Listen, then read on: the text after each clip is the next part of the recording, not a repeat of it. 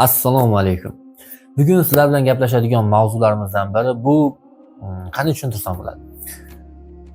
Sukut bo'yicha bunga teng keladigan kasallik yo'q. Ya'ni jim sizni yemirib boradigan kasalliklardan biri revmatizm haqida gaplashamiz. Ya'ni revmatizm ertalab turgan vaqtimizda, sahar turganingizda tanada zir og'riydi. Tizza yoki bo'g'imlar turli yerlari og'riydi va unga malham surkaysiz, boshqa qilasiz, lekin o'tib ketmaydi. Yo bo'lmasa beldagi og'riqlar, yo turganda miyani yaxshi ishlamasligi, muzlab qolgan bo'ladi-ku. Mana shu holatlar yuzaga keladi. Bu hammasi o'sha sukuti bo'yicha tengsiz bo'lgan revmatizm kasalligining belgisi hisoblanadi. Revmatizm kasalligini sizga qanday tushuntirsam bo'ladi? Revmatizm kasalligi juda katta kasalliklar oilasi bo'lib hisoblanadi. Katta oilasi bor, juda ham katta oilasi bor. Bitta revmatizmni o'zini ichiga 200 dan ortiq kasalliklar kirib ketadi. Ya'ni bu 200 ta oilaga kimlar kiradi? Misol uchun birinchi navbatda artrit. Revma artrit. Revmatizmda o'zi, podagra, umurtqadagi yallig'lanishlar, disk grija, disk churasidagi muammolar. Sanaydigan bo'lsam adog'i yo'q. Ketaveraman, shunaqa sanab ketsam ertalabgacha tong otib ketadi. Va eng alamlisi, hattoki miya faoliyatiga ham ta'sir ko'rsatmasdan qolmaydi. Revmatizm mana shunaqa katta kasalliklar toifasi sinfiga kiradi. Revmatizm kasalligi eng ko'p uchraydigan kasalliklardan biri bu osteoxondroz va suyak yemirilishi. Misol uchun menga 10 ta mijoz keladigan bo'lsa, uni deyarli 9 tasi ayol kishi, bittasi erkak kishi bo'lishi mumkin. Ya'ni bu ko'proq ayollarda uchraydigan kasalliklardan biri hisoblanadi.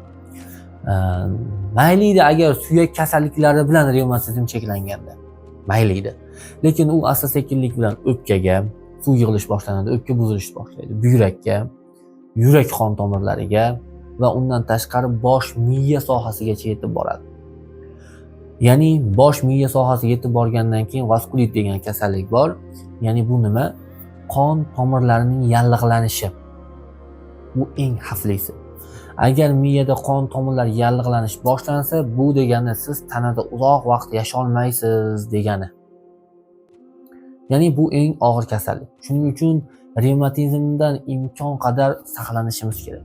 Hozirda dunyo bo'yicha revmatizmda davosi yo'q. Haqiqatda yo'q.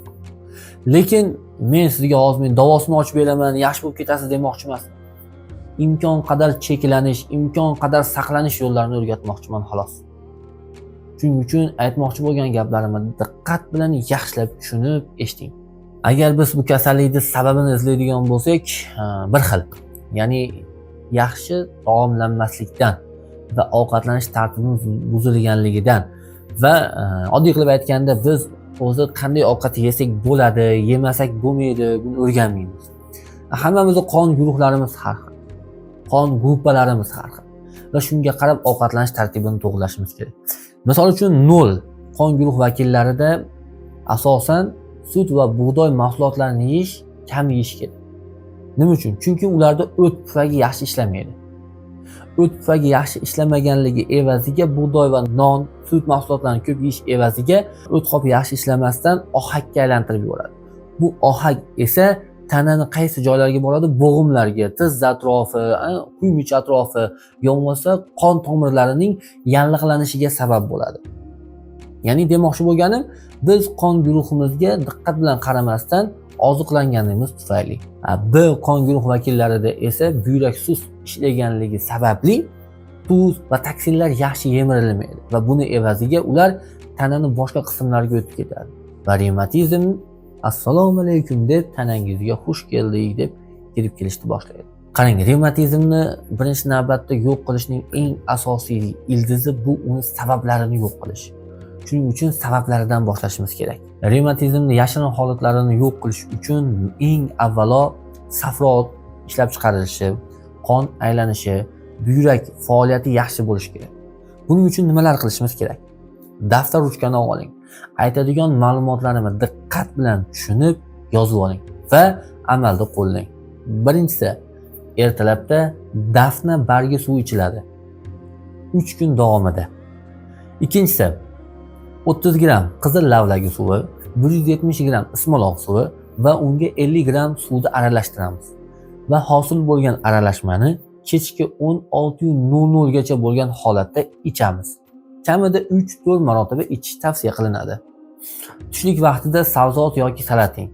Haftada 1 yo 2 marta go'sht yoki baliq yeyish tavsiya qilinadi. Kechki vaqt esa sabzali salatlar yo bo'lmasa salatlarni o'zini ko'paytiring. Yo bo'lmasa meva mahsulotlarini ko'paytiring. Ya'ni kechki payt ovqat yeyishdan tiyiling. Va undan keyin har dushanbada 36 soatlik ochlik qiling. Ya'ni hech narsa yemasdan nafsni biroz tiyamizda ochlik qilamiz. Buni yaxshi tushunasiz, nimalar qilish kerak, nima qilmaslik kerak.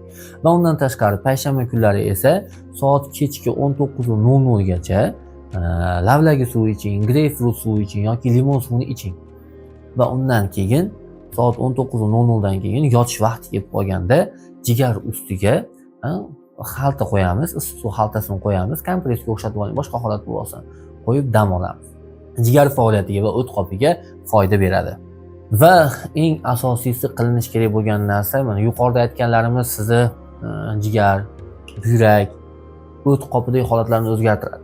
Lekin qon tozalash albatta kerak. Agar hijama atrofingizda qiladigan insonlar bo'lsa, boring yoki zulik qo'ying. Qon holatini tozalashimiz shart. Va bulardan tashqari biz asalari muolajalarini tatbiq qilganmiz. Ya'ni hijama zulikdan keyin agar oldirib keladigan bo'lsangiz, asalari chaqtirishda ham katta foydasi bor. Nima uchun? Mana hozirgi kunda artrit, revmatizm bo'yicha kelgan yosh bolalarda eng qizig'i artrit kasalligi bor. Qo'rqinchli albatta.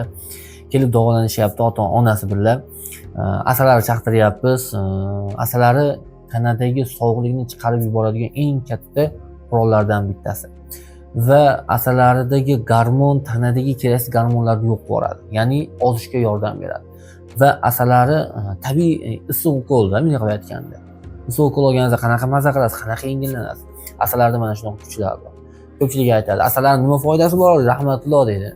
Bu juda ham oddiy savol. Asalari qayrimga foydasi yo'q desangiz, menimcha to'g'ri javob bergan bo'lasiz. Ya'ni to'g'ri savol bergan bo'lasiz.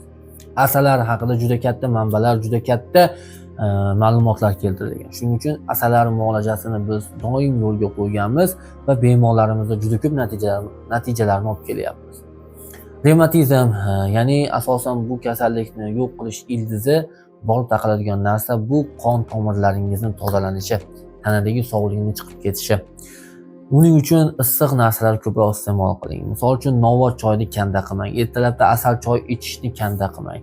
Ular tanangizga issiqlik olib keladi. Undan tashqari tuxumni qo'g'irib emas, qaynatib yeyishni ko'proq yo'lga qo'ying. Bu ham sizni tanangizga kerakli ozuqani yetib borishini ta'minlaydi. Va undan tashqari oilangizda tabiiy ozuqalarni ko'paytiring. Ya'ni petrushka, ismaloq, jambil, ukrop, kashnuch, ket shularni kundalik hayotingizda yeyishga iste'mol qilishni yo'lga qo'yib oling. Kerak bo'lsa ovqatdan ko'ra mana shu narsalarni yeyishni yo'lga qo'yib olsangiz, hayotingiz tubdan o'zgaradi. Faqat uning uchun harakat qilish kerak. Agar revmatizmdan qutulmoqchi bo'lsak, birinchi navbatda tanamizga rahm qilishimiz kerak. Qanday deysizmi? Yuqorida aytgan narsalarimga amal qilishingiz kerak. Keraksiz ozuqalarni tashing. Kerak emas, nima qilasiz? Sog'lom bo'lmoqchimisiz? Kasallikdan qutulmoqchimisiz? Keling, nafsingizga biroz erk bermay turing.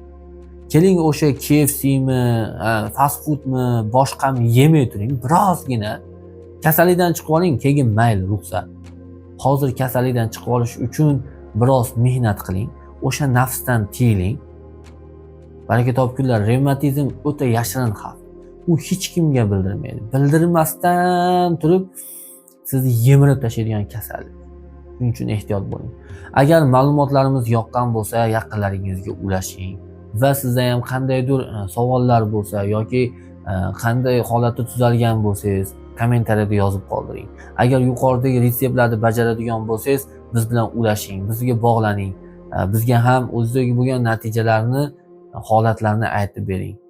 Sizlardagi har bitta natijani eshitganimizdan xursand bo'lamiz. Bizni kuzatishda davom eting. Sog' bo'linglar.